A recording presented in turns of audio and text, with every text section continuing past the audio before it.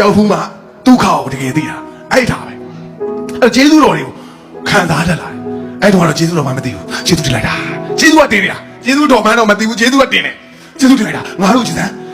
သူများတွေကိုပြန်ပြောပြတဲ့တော်ထဲမှာကြည်စမ်းငါတို့မှရေကိုပုံပေါ်လို့ပေါ့တောင်းစမ်းရေကအများနဲ့ရှမ်းနေတာသူများတွေဝဲတော်ပေါက်တယ်ဒီတော်တဲ့တစ်ခုတည်းဒီ area တစ်ခုတည်းမှာသူများတွေမှာရေရှားတယ်ငါတို့မှပေါ်ဟာကျေးဇူးတင်လိုက်တာဘယ်လိုကျေးဇူးတင်လဲကျွန်တော်ကောင်းငင်ကြီးကျေးဇူးတင်တာကျေးဇူးတင်တယ်ဘယ်သူမှတော့မသိဘူးကောင်းငင်တော့ကြည့်ပြီးကျေးဇူးဘာကိုသွမ်းလို့ကြားမှာမဟုတ်တာကိုသွမ်းလို့ရတာမဟုတ်ဘူးအဲ့တော့ကိုသွမ်းလို့မရတဲ့ကိစ္စကိုကျွန်တော်ရိုးရိုးသားသားသိတယ်ဘာလို့ကျွန်တော်ကိုသိလို့ကျွန်တော်ကိုအမြဲတမ်းသိအောင်နေတဲ့လူတွေလေကိုကြောင့်မဟုတ်ဘူးဆိုကျွန်တော်သိတယ်ငါသွမ်းလို့မဟုတ်အနေနဲ့ကင်းသွားတာမဟုတ်ဘူးငါသွမ်းလို့ထောင်ထဲမရောက်တာမဟုတ်ဘူးငါသွမ်းလို့တင်ပေးကနေလွတ်သွားတာမဟုတ်ဘူးငါသွမ်းလို့အောင်မြင်မှုတွေရတာမဟုတ်ဘူးဆိုကျွန်တော်ကောင်းကောင်းသိတယ်တကယ်ကျွန်တော်အဲ့ဒါကြောင့်မလို့ရဲဝင်းသူဖြစ်အောင်လည်းကျွန်တော်မလုပ်ခဲ့ဘူးစတားဆုံးဖြစ်အောင်လည်းကျွန်တော်မလုပ်ခဲ့ဘူးဘာဖြစ်အောင်မှကျွန်တော်မလုပ်ခဲ့ဘူးကျွန်တော်ဘုရားကိုကျွန်တော်တနေ့ချင်းပဲကျွန်တော်နေတယ်တနေ့ချင်းပဲကျွန်တော်အကောင်းဆုံးစိတ်ထားကောင်းအောင်ပေါ့စိတ်ထားကောင်းအောင်မေတ္တာစေတနာနဲ့ချစ်ချင်း love အဲ့ဒါကိုသိသွားတာဒီချစ်ချင်းမေတ္တာဟာဒီလေစိတ်အဲ့စိတ်ကကျွန်တော်တို့တောင်းလို့ဆွဲလို့မရဘူး Amazon ကနေမှာလို့လည်းမရဘူးချစ်ချင်းမေတ္တာမရဘူးခင်ဗျ$1 millionရှိပြီးတော့ချစ်ချင်းမေတ္တာရမယ်လို့ထင်နေလားစူတောင်းလေကျွန်တော်အဲ့လိုပဲပြောမယ်မရဘူးချစ်ချင်းမေတ္တာ$1 millionနဲ့ဝယ်လို့မရဘူးချစ်ချင်းမေတ္တာအပေါ်ကနေအလိုလိုစီးသေးလာတဲ့အရာဖြစ်တယ်အော်တိုခံစားရတဲ့အရာဖြစ်တယ်လုံးယူလို့မရဘူးဖြည့်ဆည်းလို့မရဘူးဖန်တီးလို့မရဘူးအဲ့ဒါကကျွန်တော်တို့ဘာမှလုပ်လို့မရဘူးကျွန်တော်တို့ကလက်ခံတူတာဖြစ်တယ်အဲ့ရှိတဲ့ချစ်ချင်းမေတ္တာတွေကပါဝါဖြစ်တယ် miracle တွေကိုလုံးနိုင်စွမ်းရှိတယ်ဆိုတော့ကျွန်တော်ငါတို့တွေအသက်သေခံမယ်ဆိုနောက်2ရက်3ရက်ကုန်သွားလိမ့်မယ်ဒါကြောင့်မြန်ကျွန်တော်နှိမ့်ချုပ်နေတာနည်းဘာသာမေကြီးကအနှိမ့်ချုပ်နေတာနှိမ့်ချုပ်နေတာဘာသာမေကြီးကကျေးဇူးတော်ကိုတလုံးသိတယ်တကယ်သိတာကျေးဇူးကိုတင်တယ်ကျေးဇူးတင်စရာကောင်းရင်စိတ်ထဲနဲ့လည်းကျေးဇူးတင်ဟာကျေးဇူးတင်စရာကောင်းလိုက်တာအဲ့တော့ဘယ်သူ့ကိုတင်မှမသိဘူးတင်နေတာပဲကျေးဇူးတင်စရာကောင်းလိုက်တာပြီးကျွန်တော်ချစ်ချင်းမေတ္တာကိုယုံကြည်တယ်အဲ့ဒီကျမ်းပိုက်ကဘာလို့ကျွန်တော်ဖေကဗျာရေးတယ်ဗျာရေးတော့အဲ့တော့ကျွန်တော်လည်းကြပြပဲစရင်းနေတဲ့အချိန်ပေါ့18ရွယ်မှာဖေဖေကသူ့ကြပြထဲမှာစာသားလေးတစ်ခုတမန်ကျမ်းစာအုပ်ထဲကနေလှန်ပြီးတော့ဖေဖေကခရစ်ယာန်မဟုတ်အဲ့တော့ဖေဖေကဘာသာမဲ့ကျွန်တော်ဖေဖေကဘာသာမဲ့မမေကတော့သူမီယိုဖလာဗုဒ္ဓဘာသာပေါ့မျိုးရိုးစစ်သက်ကိုယ်ွယ်လို့ဗုဒ္ဓဘာသာပေါ့သူလည်းဖျားရှိကူတာမတွေ့ဘူးကျွန်တော်အဲ့တော့ကျွန်တော်အိမ်မှာဖျားသိမရှိဘူးတကယ်မရှိဘူးကျွန်တော်မွေးလာတဲ့အိမ်မှာဖျားသိဘာဖျားသိမှမရှိအရင် freedom freedomကျွန်တော်လူမန်းသိတဲ့အိမ်မှာဘာသာရေးလေဟိုချွန်တက်တွေတို့ဟိုဆွဲထားတဲ့ဟာတွေဘာရုပ်တုဘာမှမရှိဘူးအဲ့ဒါကျွန်တော်မွေးဖွားကြီးပြလာတယ်ကျွန်တော်မိသားစုဟာအဲ့ဒီဘာသာရေးနဲ့ကင်းတော့တယ်အဲ့တော့ကျွန်တော်ဘာသာရေးနဲ့ကင်းလို့တဲ့လူတယောက်ဖြစ်လာတယ်ပြီးတော့ကျွန်တော်အရွယ်ရတော့တဲ့အချိန်မှာလဲစာအုပ်စာပေဖတ်တယ်အတွေးခေါ်ဒီလိုလေ့လာတယ်အဲ့ဒီမှာလဲလွတ်လပ်ခွင့်ပေးထားတဲ့အိမ်က freedom ပေးထားတယ်ဘာသာရေးကိုမသိဘဲနဲ့သွားပြီးတော့မလုံးနဲ့ပြီးတဲ့အချိန်ကျမှကိုကြိုက်တာကိုပါဘူးမကိုကလည်းဘာမှမဖြစ်ဘူးကြိုက်တယ်စေကျော်တက်လေကြိုက်တာကိုမိဘမကိုကလည်းရတယ်ဆိုတော့မကိုရတယ် is ကိုလွတ်လပ်တယ်ဒါကြောင့်ဘာသာရေးကြောင့်မလုံးအဲ့ပြောချင်တာအဲ့ဒီကျေးဇူးတော်တို့ဒီအဲ့ကြပြထဲမှာဘာလဲဆိုတော့ကျွန်တော်စာလန်တွေပါလဲကျွန်တော်မကျွတ်တတ်ဘူးချစ်ချင်းမေတ္တာမှာတပါအဘယ်အကျွေးမှမတည်သေးနဲ့တဲ့အဲ့ဒါကျွန်တော်ဟာကြည့်တာကြပြတွေပါစပြီးရင်းနေတဲ့အချိန်မှာဖေကြပြထဲမှာအဲ့ဟာတော့တွေ့ချစ်ချင်းမေတ္တာမှာတပါတခြားဘယ်အကျွေးမှမတည်ဟာမိုက်တယ်အဲ့တော့သူကအောက်မှာပြန်ပြီးတော့ reference ပေးထားတယ် Bible တွေကဘာကိုသူယူသုံးထားတာပေါ့အဲ့တော့ကျွန်တော်ချစ်ချင်းမေတ္တာငယ်ငယ်လေးနဲ့ယုံကြည်တယ်ချစ်ချင်းမေတ္တာသာဒီလင်းကျွန်တော်တို့လူနဲ့လုံးလို့မရတဲ့ miracles လို့ခေါ်တယ်ကျွန်တော်တို့အုံနောက်နဲ့လိုက်လို့မမီတဲ့တကူပါလားချစ်ချင်းမေတ္တာမှာဒါလေးတကူပါဒေါသမှာတကူမပါမာနာတွေမှာတကူမပါကျွန်တော်တရားဟောလို့များဖြစ်နေလားမသိနော်ကျွန်တော်တက်တည်ခံနေတာ sorry ကျွန်တော်မြန်လုပ်ပါမယ်အဲ့တော့ဘာသာရေးနဲ့ဝေးနေတဲ့မိသားစုမှာမွေးဖွားလာတယ်ဘာသာရေးနဲ့ဝေးတစ်သလုံးနေတယ်ကိုယ့်ဘောက်လုံးစရာရှိတာတွေကိုချစ်ချင်းမေတ္တာနဲ့လုပ်တယ်ကျွန်တော် passion ရှိတယ်ကျွန်တော် professional နဲ့ပတ်သက်ပြီးတော့ကျွန်တော် professional နဲ့ပတ်သက်ပြီးကျွန်တော် passion ရှိတယ်ချစ်တယ်ကျွန်တော်လုပ်ကိုကျွန်တော်အရန်ချစ်တယ်တေးလောက်အောင်ချစ်တယ်တေးရဲတယ်အဲ့တော့တေးတာတွေမတေးတာတွေထောင်ထဲရောက်တာတွေမရောက်တာတွေကကျွန်တော်ရဲ့ရာစုဘယ်လိုခေါ်မလဲစိုးရိမ်စိတ်ထဲမှာမရှိတာအဲ့တော့အခုပြန်နားလဲတာကတော့ဒါတွေအားလုံးကျွန်တော်မ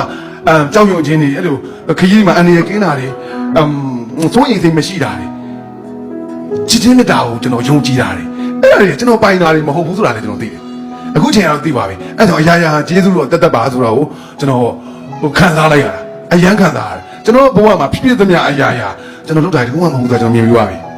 ကျွန်တော်လုပ်တာတခုမှမပါဘူးဒီနေ့ဒီမှာလာပြီးစကားပြောနေတာကျွန်တော်လုပ်တာလည်းမဟုတ်ဘူးစတားဆုံးဖြစ်တာလည်းကျွန်တော်မလုပ်ဘူးကျွန်တော်လုပ်တာတခုပဲရှိတယ်ကျွန်တော်အထဲတွေကဘာနှိုးစော်လဲကျွန်တော်အဲ့ဒါကိုယုံကြည်တယ်နှိုးစော်အဲ့နှိုးစော်တဲ့ခါကလည်းကျွန်တော်ချမ်းသာဖို့မဟုတ်ဘူးကျွန်တော်ကြွယ်ဝဖို့မဟုတ်ဘူးကျွန်တော်သူများကိုမတရားလုပ်ဖို့လို့အကောက်ကြံဖို့အဲ့ဒါမဟုတ်ဘူးလေကျွန်တော် pure ဖြစ်တဲ့ ချစ်ချင်းမြတ်တာနဲ့လူတွေကိုကျွန်တော်ဘာပေးနိုင်မလဲကျွန်တော်ပတ်စံမရှိဘူးပတ်စံလည်းမပေးနိုင်ဘူးကျွန်တော်ပေးနိုင်တာရှိတယ်အဲ့ဟာကိုကျွန်တော်ပေးရမယ်ဆိုတော့တာဝန်လည်းရှိတယ်အဲ့တာဝန်ကိုကျွန်တော်ပျော်ပျော်ကြီးလုပ်နေတာနေ့တူပါပဲအဲ့တော့ကျွန်တော်ပျော်တယ်ဝမ်းမြောက်တယ်ဆိုတာကြီးကလည်းကျွန်တော်လုပ်ယူလို့မရဘူးဗျဝမ်းမြောက်ခြင်းကကျွန်တော်တို့ဂျီမီပြောသလို night club မှာသွားလို့လည်းသွားခဲ့ပြီမူရစေးဝါးကြီးလည်းအများကြီးသုံးခဲ့ပြီဟုတ်လားဟိုဟာဆေးကြောက်ရှူတာတော့မှဆေးကြောက်တောက်တာတော့မှကျွန်တော်ဖျက်လိုက်တာ2နှစ်လောက်ပဲရှိသေးတယ်ဆိုတော့ပြက်တာလည်းဒီလိုပဲလေသူ့ဘက်သူအခုအနဲ့တော့မခံနိုင်တာကားပေါ်မှာပါလာတဲ့လူတွေသူ့ဘက်သူလေအိမ်မှာဆေးကြောက်တောက်ပြီးတော့ကားပေါ်တက်လာတော့ကျွန်တော်အနဲ့မခံနိုင်တော့ဘူးဟုတ်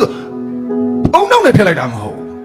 ်သူ့ဘက်သူအော်တိုကြီးဖြစ်သွားတာလေအပြင်းသွားတော့ပြီကွာအဲ့တော့ကျွန်တော်သိတယ်ကျွန်တော်အထဲထဲအရင် snow ဆိုတယ်ပြီးရင်အပြင်မှာဖြစ်စေတယ်ဆိုတာကိုကျွန်တော်ဘဝတစ်ချောင်းလုံးကျွန်တော်သိတယ်အထဲထဲမှာကျွန်တော်အရင်ဖြစ်စေတယ်ဒီကိစ္စဟာရွာတိဖြစ်လာပြီရွာတိဖြစ်လာပြီဆိုရင်အခုနောက်ပိုင်းတော့သိပါပြီပေါ့ဒါဝင်းကျင်တော်လမ်းပြတာဆိုတော့ကျွန်တော်အခုတော့သိပါတာပေါ့ဒါပေမဲ့အဲ့ရွာတိဖြစ်တာမကောင်းတဲ့ရှိတွေကိုဘယ်တော့မှတုံးမပို့ကျွန်တော်မျောမှန်းတာတက်ပို့ပြီးတော့ကောင်းမွန်တဲ့ဘဝတွေစီကိုပဲကျွန်တော်တင်လာတာကျွန်တော်အစွမ်းနဲ့ကျွန်တော်လုပ်ရင်ကျွန်တော်ဒီလောက်ထိရောက်တဲ့အကြောင်းဘာတစ်ခုမှမရှိဘူးခင်ဗျားကဘာမှမလုပ်လို့လေကျွန်တော်အဲ့လိုလည်းမရှိဘူးဘာမှမဟုတ်ကျွန်တော်ဘာမှမပိုင်ကြောင်းကိုကျွန်တော်အတီးလင်းသိပြီးဖြစ်တယ်ကျွန်တော်အသက်တောင်ကျွန်တော်မပိုင်ဘူးဆိုတော့ကျွန်တော်သိတယ်ကျွန်တော်အခုရှူနေတဲ့အသက်ကျွန်တော်မပိုင်ဘူးအချိန်မရွေးသေသွားနိုင်ကြအောင်ဘယ်တော့မှဆရာတို့ဟောပြီးသွားပြီပြောပြီးသွားပြီအချိန်မရွေးကျွန်တော်သေသွားနိုင်တာအဲ့တော့ကျွန်တော်မှမန်တက်ဆရာရှိလားမရှိဘူးကျွန်တော်တို့မှမန်တက်ဆရာဘာမှမရှိဘူးခင်ဗျားတို့မန်တက်ဆရာရှိတဲ့ကိစ္စတွေဘယ်လာဘာတွေပဲပိုင်တာနေချင်းညာချင်းဖရားလက်ထက်မှာလက်ဖြောက်တီးရင်ပျောက်သွားမှာအကုန်လုံးကသူပေးထားလို့ရတယ်ဆိုတော့ကျွန်တော်ပေါ်တင်သိလိုက်ရဟာလို့ငါသွားတဲ့တခုမှမပါဘူ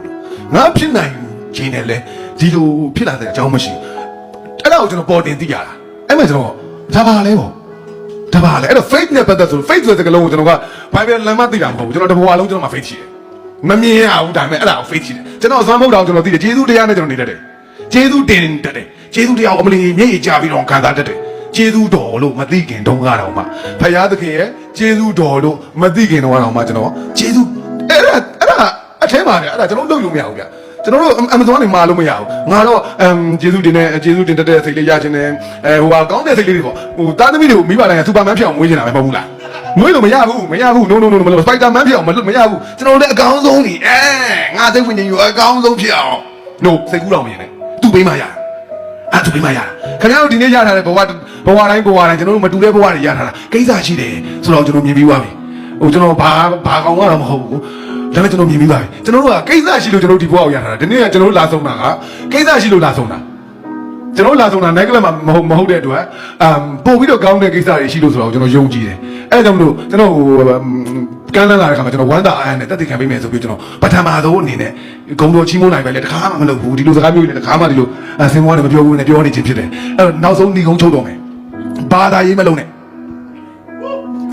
့ဖျားကြောင်ထဲမှာကဘာသာရေးမလုံးနဲ့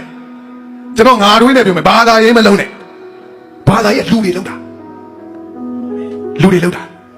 ာဘာသာရေးလူတွေလုံးတာကျွန်တော်တဘဝလုံးဘာသာရေးနဲ့ဝေးနေခဲ့တယ်ကျွန်တော်မွေးတဲ့အိမ်မှာဘာသာရေးဘာမှမရှိဘူးတဘဝလုံးကျွန်တော်ဘာသာရေးနဲ့ဝေးနေခဲ့တယ်ဒါဆိုဘုရားကဘာလို့သိပါလဲဘုရားတကယ်ကနှလုံးသားကိုပဲကြည့်တာဘုရားတကယ်ကခမည်းဘာကောင်ဆိုတာမကြည့်ဘူးဘုရားတကယ်ကခမည်းရောပါကြီးလားရန်အောင်မြင်တဲ့ရောပါကြီးမကြည့်ဘူးရောကာကြီးအိုင်စီကဆိုတော့ထွန်းမကြည့်ဘူးခမည်းနှလုံးသားကိုပဲကြည့်တာအဲ့ခမည်းတို့ဒီနေ့ဘာလုံးနေဘယ်လိုအခြေအနေမှာဖြစ်နေဒီစကားကိုကျွန်တော်ကျမ်းစာတွေဖတ်ပြီးပြောနေတာမဟုတ်ဘူး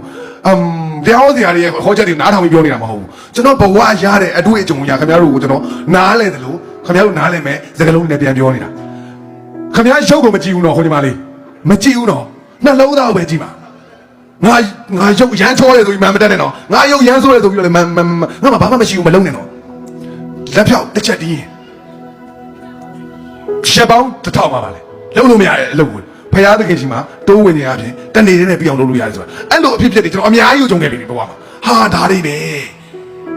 အဲ့တော့ကျွန်တော်တက်သေးပေါ့နော်တက်သေးလို့ချင်းတောင်းရလိုက်ပဲဂျီမီယာတို့သူ့ရဲ့တခြင်းနောက်ဆုံးတက်သေးလို့ချင်းတောင်းရလိုက်ကျွန်တော်တခါမတောင်းဒါပေမဲ့တက်သေးတွေကအလိုရတယ်ကျွန်တော်သိချင်နေတာဒီကိစ္စရွာတိဖြစ်နေအေးတယောက်ပါဇက်ကနေတနေ့ရရနေကျမ်းပိုင်းနေတော့၎င်းတချင်းနေတော့၎င်းမိုးတိမ်နေဖြစ်နေတော့၎င်းကားနံပါတ်ပြားရေးဖြစ်နေတော့၎င်းစမ်းသိအဲ့တော့အသိလိုက်တယ်ဟာဖယားတကယ် message ပေးအကုန်သုံးလို့ရတယ်ကြောက်ခဲကိုလည်းသုံးလို့ရတယ်ငှက်ကိုလည်းသုံးလို့ရတယ်ကြောင်ကိုလည်းသုံးလို့ရတယ်အဲ့ဒါခင်ဗျားတို့ကလူတွေလေခင်ဗျားတို့အကုန်လုံးကကိစ္စရှိတယ်ကိစ္စရှိလို့ဒီနေ့မှာရောက်နေတာအဲ့တော့အထင်မသေးပါနဲ့ please ကိုအထင်မသေးနဲ့